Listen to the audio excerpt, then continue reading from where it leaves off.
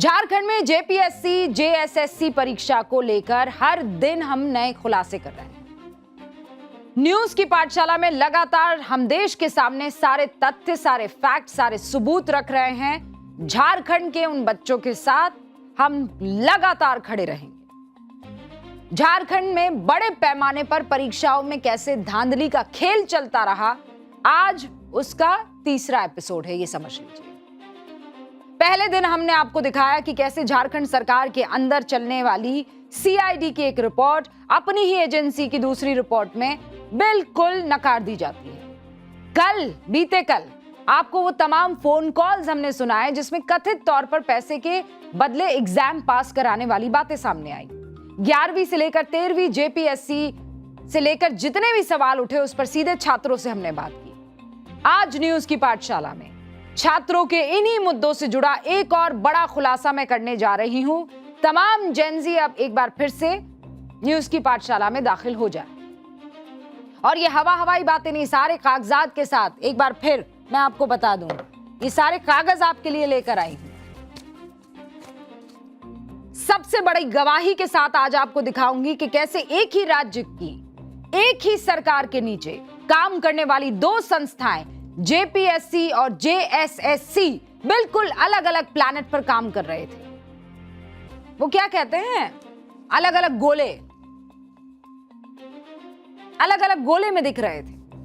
एक संस्था कुछ और फैसला ले रही थी, दूसरी संस्था जो उसके ठीक उलट फैसला ले रही थी। एक संस्था कह रही थी कि टीडीपीएल को ब्लैकलिस्ट करो और दूसरी संस्था ठीक उसी के बाद टीडीपीएल से परीक्षा करवा लेती। ऐसा कैसे हो सकता है? हुक्म कैसे? जब झारखंड में परीक्षा करने वाली यही दो सबसे बड़ी संस्थाएं हैं तो इसकी खबर एक दूसरे को कैसे नहीं लगी? क्यों जेपीएससी ने उसी टीडीपीएल के जरिए एग्जाम करवाए जिसे मात्र कुछ दिन पहले ही जेएसएससी ने 3 साल के लिए ब्लैकलिस्ट कर दिया था? ये वो सवाल है जिनका जवाब मिलना बहुत जरूरी है, क्योंकि रांची के जयपाल मुंडा स्टेडियम में 20वां दिन छात्र बैठे हुए हैं, न्याय की मांग कर रहे हैं। प्रदर्शन और विधानसभा घेराव करने वाले 600 लोगों पर एफआईआर दर्ज की गई है, लेकिन हल कोई नहीं निकल रहा। आज जेपीएससी, जेएसएससी और टीडीपीएल से जुड़ा सबसे बड़ा खुलासा आपके सामने रख रही हूं। तो अब मैं सीधा पेपर्स के साथ एक एक डिटेल आपके सामने रख रही हूं, ठीक है?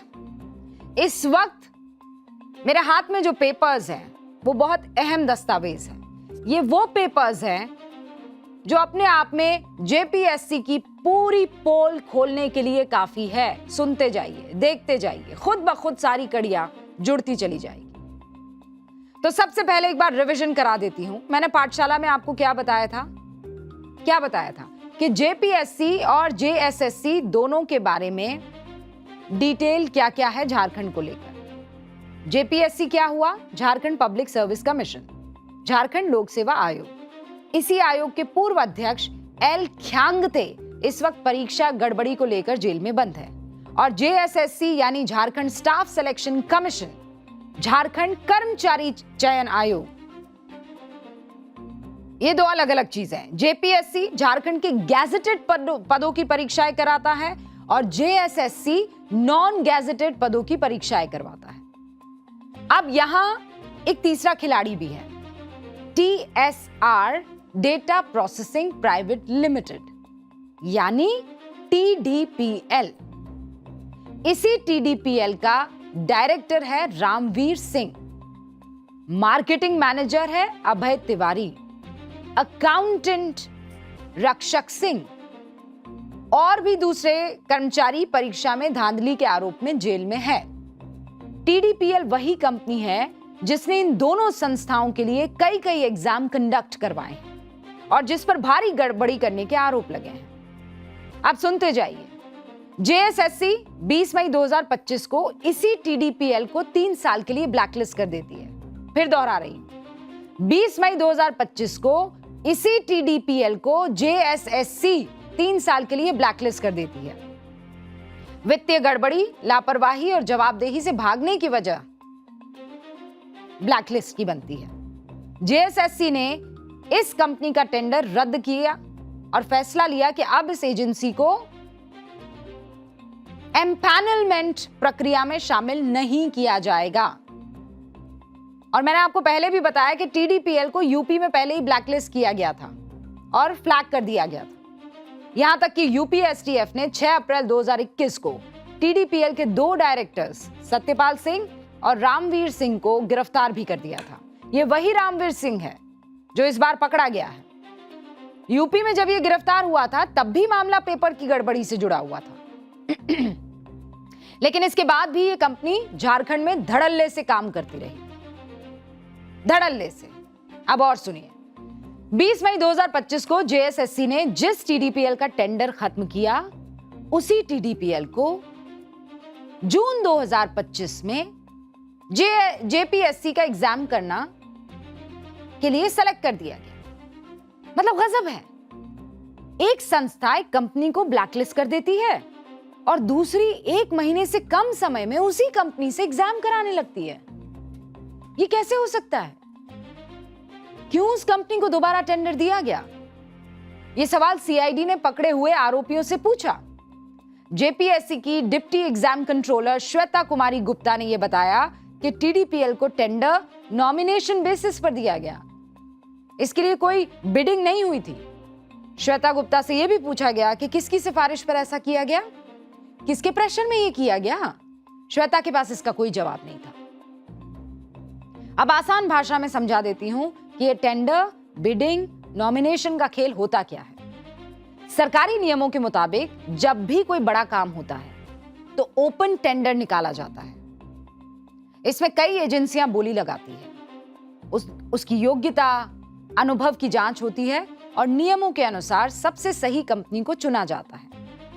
अब यहां भी काम बहुत बड़ा था, लाखों कैंडिडेट्स की परीक्षा कंडक्ट करवानी थी, लेकिन कोई बोली नहीं लगी, किसी दूसरी कंपनी को मौका नहीं दिया गया। सीधे नॉमिनेशन के आधार पर टीडीपीएल को चुन लिया गया। वही टीडीपीएल जिसको बैन किया था। इस टीडीपीएल पर जेपीएससी को इतना अंधा भरोसा कैसे हो गया? जेएसएससी को तो नहीं था, उसने तो ब्लैकलिस्ट कर दिया था। जेपीएससी और जेएसएससी, इन दोनों संस्थाओं को कैसे ये बात नहीं पता चली कि टीडीपीएल यूपी में ब्लैकलिस्टेड है? इलाहाबाद हाई कोर्ट की लखनऊ बेंच ने 16 नवंबर 2021 को अपने आदेश में यह तक कहा कि टीडीपीएल की विश्वसनीयता पर संदेह है। यूपी सरकार को इस कंपनी के जरिए किसी तरह की परीक्षा कंडक्ट न कराने का आदेश दिया। अब सवाल यह है, एक राज्य में जब इस एजेंसी पर इतनी बड़ी कार्रवाई हो चुकी थी, तो झारखंड में ये एजेंसी और इसके डायरेक्टर काम कैसे कर रहे थे और कैसे इतनी बड़ी और अहम परीक्षाएं करवा रहे थे? क्या एक बार भी जेपीएससी या जेएसएससी ने यह जरूरी नहीं समझा कि सीसीटीएनएस में इस कंपनी का क्राइम रिकॉर्ड चेक कर दिया जाए? 1 जनवरी 2026 को जेपीएससी के चेयरमैन को एक विसल ब्लोअर ने कर्नाटक से एप्लीकेशन भेजी। इसमें जेपीएससी के एफआरओ और एसीएफ की परीक्षाओं में गड़बड़ी को लेकर सवाल उठाए थे, लेकिन कोई फर्क नहीं पड़ा क्योंकि कोई एक्शन लिया ही नहीं गया। ये शिकायत बहरे कानों में पड़ी। और वो कान किसके थे? जेपीएससी के पूर्व अध्यक्ष एल ख्यांगते के, जो इस वक्त जेल में बंद हैं। आरोप तो ये भी लग रहे हैं कि जेपीएससी ने इस टीडीपीएल को सारी परीक्षाओं का एंड टू एंड काम दे दिया। ओटीआर, वन टाइम रजिस्ट्रेशन का काम, ऑनलाइन एप्लीकेशन फॉर्म को प्रोसेस करना, एडमिट कार्ड देना, क्वेश्चन पेपर प्रिंट करना, ओएमआर शीट प्रिंट करना, उत्तर पुस्तिका छापना, OMR scanning, online marking system और रिजल्ट प्रोसेस करना, ये सारा का सारा काम टीडीपीएल को दे दिया। आरोप तो ये भी लग रहे हैं कि इतिहास में पहली बार किसी एक ही एजेंसी को ओटीआर से लेकर रिजल्ट तक का जिम्मा दे दिया। व्हाई? क्यों? और आज हमारे साथ रांची से जुड़ रहे हैं अंकित जी। अंकित रांची में हो रहे प्रदर्शन का हिस्सा है और छात्रों का जो डेलीगेशन इस वक्त सुरेंद्र सरकार से बातचीत कर रहा है, उसके एक बहुत ही अहम सदस्य हैं। अंकित, आपका बहुत बहुत शुक्रिया हमारे साथ जुड़ने के लिए। अभी अभी हमने खुलासा किया है कि टीडीपीएल पर कैसे आंख मूंद कर भरोसा कर दिया गया। ऐसा लग रहा है कि इस टीडीपीएल के बारे में किसी तरह की कोई जानकारी थी नहीं, और अगर थी भी तो इसको ऐसा संरक्षण था कि बस धड़ल्ले से ये काम किए चले जा रहा था। कोई वेरिफिकेशन कैसे नहीं हो सकता है? हम तो अभी तक इस बात को नहीं समझ पा रहे हैं।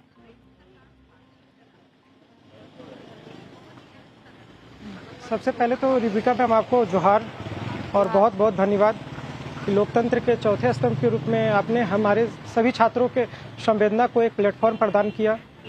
हम लोगों की आंदोलन आज 15 दिन से ज़्यादा हो चुकी है और सभी छात्रों ने एक, जैसे अभी मैं अभिषेक भैया के कॉल तुरंत आई, हम लोग अभी भींगते हुए आ रहे हैं आपके पास। हम लोगों के छात्रों जो भी मुद्दे थे उसके बारे में वार्ता के लिए मंत्री जी ने बुलाया था हम लोगों को डेलीगेशन के रूप में। हम लोगों ने उन्हें सारे तथ्य बताए। मंत्री जी को एक ब्रीफ शॉर्ट में हमने बताया कि क्यों हम लोग रद्द की प्राथमिकता रखते हैं। हमारे लिए किसी भी चीज़ों की प्राथमिक मांग रद्द क्यों है। सबसे पहले तो मंत्री जी ने हमें एक बताया कि जो हो चुकी है नियुक्ति, उन्होंने सिर्फ एक हम लोगों को दिलासा दिलाया कि 14th JPSC PT को हम लोग रद्द कर रहे हैं। हमने मंत्री जी को कहा कि नहीं, इसकी जो शुरुआत है TDPL एजेंसी मेन है, जिसने पिछली जो JPSC थी मेंस की, FRO, ACF और भी कुछ एग्जामिनेशन थी, जेट, ये सभी एग्जामिनेशन को उसने कंडक्ट किया। ये ऑलरेडी ब्लैक लिस्टेड कंपनी है। और वो भी आज नहीं, यूपी में भी ब्लैक लिस्टेड है और झारखंड के JSSC में भी ब्लैक लिस्टेड थी। और आपने उन्हें टेंडर भी दी, विदाउट टेंडर आपने नॉमिनेशन किया, सबसे पहली बात। और ये जो एजेंसी है, इस एजेंसी ने किसी एग्जामिनेशन की जो सेंटिटी होती है, पवित्रता, उसे बनाए नहीं रखा। इसने हर एग्जाम की पवित्रता को भंग कर दिया। मैंने मंत्री जी को एक ही बात बोला कि किसी भी परीक्षा की जो पवित्रता होती है वो भंग हो चुकी है। आपके पास, हमारे पास कोई सब्स्टिट्यूट नहीं है कैंसिलेशन के अलावा। उनकी तर्क थी कि नहीं, सो मैटर सब जुडिस है। मैंने कहा नहीं, आप लोग अम्ब्रेला, जुडिशियल अम्ब्रेला आप लोग यूज कर रहे हैं, क्योंकि कोई भी लार्जर स्केल के इफेक्ट होंगे वो ज़्यादा मैटर करता है। उन्होंने कहा कि नहीं, ऐसा नहीं है। मैंने उन्हें बताया अभी कि सुप्रीम कोर्ट की भी वर्डिक्ट है कि जो लार्जर स्केल इंटरेस्ट होते हैं always greater than individual inconvenience. और रिसेंट टाइम पे भी जो राजस्थान की मैटर थी, उसमें सुप्रीम कोर्ट ने दिया था कि कोई भी पॉन्ड होती है, उसमें अगर पॉइजन की 2 बूंद भी गिर जाती है तो मेरे पास ऐसी कोई मैकेनिज्म नहीं है कि हम लोग उसको फिल्टर आउट कर लें। तो मैंने उन्हें कहा कि एक तो आपकी सबसे पहले कि आपने कंप्लीट रूप से ये करप्शन है। उन्होंने एक और मुझे वर्ड का कॉइन किए थे रिसेंट टाइम पे जिला एडमिनिस्ट्रेशन के द्वारा भी, कि नेचुरल जस्टिस। तो नेचुरल जस्टिस के बारे में भी मैंने कहा कि आप लोग, नेचुरल जस्टिस तब होती है जब सिस्टमेटिक फेलियर हो और कोई सफर कर रहा हो। ये तो मुद्दा कंप्लीट रूप से करप्शन की है। और हम लोगों की डिमांड है, ये जो आंदोलन हम लोगों की है, ये 3 चीज पर थी, 3 पिलर पे थी कि पहले आप कैंसिलेशन करें, उसके बाद आप इसको जांच करवाएं, फिर आप इसको रिफॉर्म करें। इस मंच के भी कंप्लीट रूप से अंकित, आप लोग तो लगातार बातचीत कर रहे हैं। आज भी जब हम लोग गर्जना कर रहे थे और एक साहब आए, उन्होंने कहा कि भाई झारखंड और जंतर मंतर में बहुत अंतर है। झारखंड में तो सरकार बात कर रही है बच्चों से और हल निकल आएगा, जंतर मंतर में ऐसा नहीं हुआ। क्या झारखंड में, आप लोग तो डेलीगेशन का हिस्सा है, आपको लगता है कि हल निकल जाएगा, या वही रूटीन आंसर है, वही लीपापोती हो रही है और आपको समझ में आ रहा है कि सिस्टम ऐसे तो नहीं बदलने का? नहीं, हमने उन्हें कंप्लीट रूप से दिखाया कि आपकी ये सिस्टमेटिक फेलियर है और ये छोटी मोटी मुद्दा नहीं है। आपकी जो मेन कोर है वो है इंस्टीट्यूशनल करप्शन। ये कोई सिंपल ये नहीं है कि एक पर्सन को आप हटा दे रहे हैं, 2 पर्सन को कर दे रहे हैं। आपको कंप्लीट रूप से रिफॉर्म करनी होगी। आपको आयोग को पुनर्गठन करने होंगे।